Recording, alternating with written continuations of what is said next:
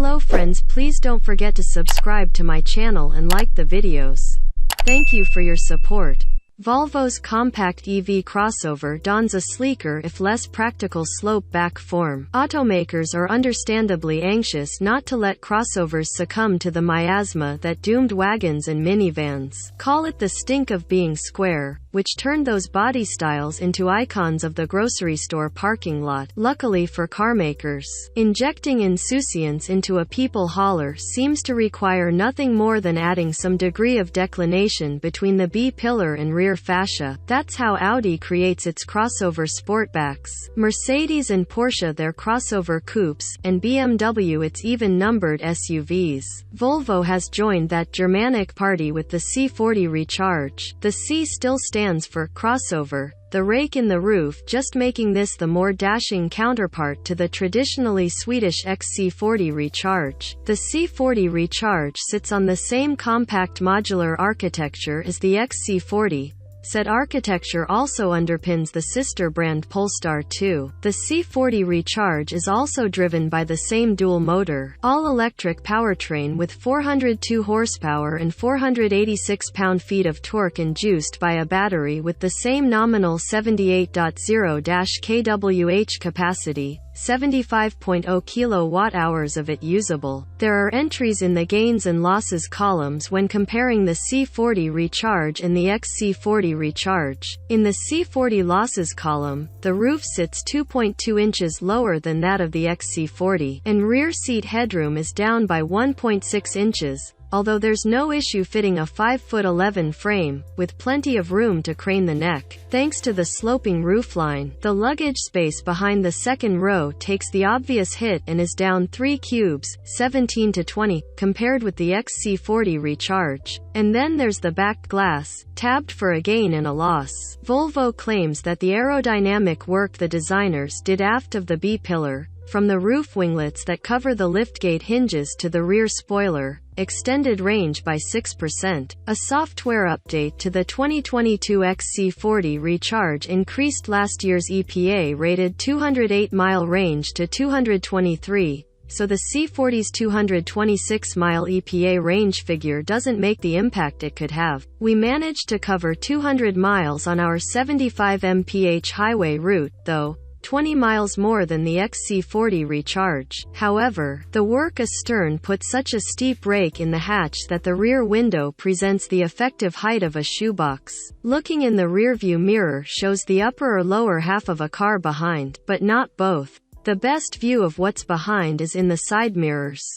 The rest of the C40 Recharge emphasizes Volvo's move into an increasingly eco-conscious and digital future. There will be no internal combustion version of the C40 Recharge, with the company turning its gaze to 2030, when it aims to sell only EVs. The cabin makes the grade as premium, albeit a somber premium. The C40's leather-free cabin comes exclusively in black in the US market. The backlit abstract topographical map of Sweden's Abisko National Park on the dash and door panels is a fancy touch. Depending on the car's exterior color, the seating, upholstered in Microtech and another synthetic with a nubuck look, can be offset with fjord blue carpeting made from recycled plastic. Like with the XC40, Volvo plans over-the-air updates to add new features and options, and in some technical respects, the C40 is a canvas awaiting a few finishing strokes. The user experience designers stressed simplicity over ultimate functionality, omitting some of the perks one expects from integrated digital displays. The digital instrument cluster offers just 2 configurations, one with the 2 gauges separated by a blank area and the other with a small navigation display between them. There's no way to see what music is playing without clicking to the audio page on the main screen. That information can't be called up on the dash screen. In fact, we wished for an ever-present menu bar on the main infotainment screen so we could get to any important page in one touch. the same kind of menu bar the Android Auto app has, but that this take on the Android Automotive OS does not, and the left and right arrows on the steering wheel's left spoke don't do anything yet. Jonas Engström, head of strategy and business ownership, tells us functionality for them is on the way. There's a new range extending function that acts like an eco mode. We're told that for now it will affect only climate control operation, but it could expand to tweak other systems that siphon energy from the battery. And there are new pixel headlights composed of 84 LEDs, but their dynamic light patterns aren't yet available in the US. It takes a few starts and stops to get used to having no start-stop button. Once on the go, the C40 Recharge drives much like its twin. The C40 sprints to 60 miles per hour in the same 4.3 seconds that it took the last XC40 Recharge we tested, with the quarter mile passing in an identical 12.9 seconds at 108 miles per hour. The dampers do a mostly fine job of keeping 4,763 pounds of EV poised as it motors down the road. There are two settings for one-pedal driving, on or off. When on at speeds below 31 miles per hour, stout region braking slows the C40 by 0.22 grams. That's cut in half in travel above 31 miles per hour. In dense traffic, it's a perfect city aid. The C40 lost its grace around town only when encountering sharp-edged objects like aggressive speed bumps, railroad tracks, and potholed tarmac, the same as we experienced in the XC40 Recharge. Lacking an internal combustion engine as a masking agent, the suspension sends impacts from the 20-inch wheels vibrating up the steering column and into the seats. Quick changes of direction are also not a forte, at least not until the C40 Recharge is pushed hard enough to turn the average Volvo owner the same Fjord Blue as our sample car. At the limit, its Pirelli Scorpion Zero all-season tires allowed it to muster just 0.82 grams of grip on the skid pad, with stops from 70 miles per hour taking a so-so 178 feet.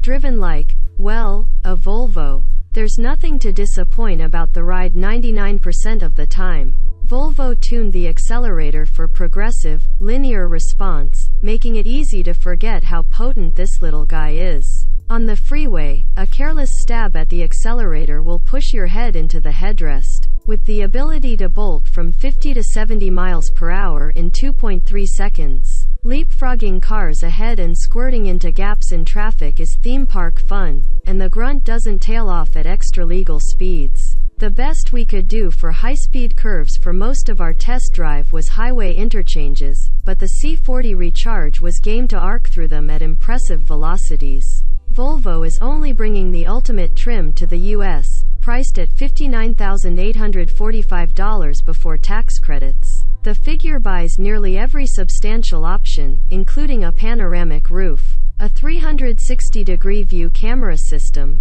premium audio, pilot assist driver assistance tech, and the care package, which includes scheduled services and roadside assistance. That amount also pays for 250 kilowatt-hours of free charging at Electrify America stations within the first 3 years. When that's used up, Volvo will pay for a year of EA's Pass Plus membership, which grants access to discounted charging rates. An entry-level 2022 Audi Q450 e-tron Sportback comes in about $6,000 less expensive, for a lot less power and torque and fewer features, but 15 more miles of estimated range and substantially more luggage room. A comparably equipped version of the Audi, still down on power, tips just past $60,000. For those seeking an XC40 Recharge with some visual spunk, here it is. That buyer already understands the compromises described and should understand that they will cost more in crossover coupe form, in this case, $600 more than the XC40 Recharge Ultimate. That's the price of not being square. In a Volvo, no less.